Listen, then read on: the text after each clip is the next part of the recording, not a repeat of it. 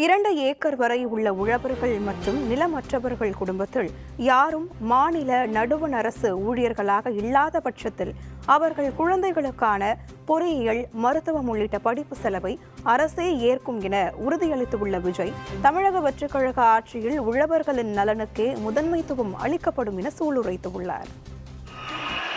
2 acre வரை நிலமுள்ள விவசாயிகள் மற்றும் நிலமற்றவர்கள் குடும்பத்தில் யாரும் மாநில மற்றும் ஒன்றிய அரசு ஊழியராக இல்லாமல் இருக்கும் பட்சத்தில் அவர்களின் குழந்தைகளின் பொறியியல் மற்றும் மருத்துவம் உள்ளிட்ட தொழிற்கல்வி முதல் அனைத்து வகை படிப்புகளுக்குமான முழு செலவையும் அரசே ஏற்கும்.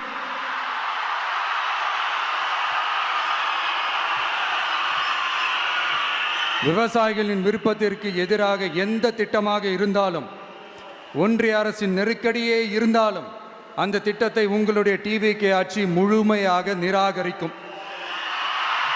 எப்போதும் விவசாயிகளின் பக்கமே நம் ஆட்சி நிற்கும்.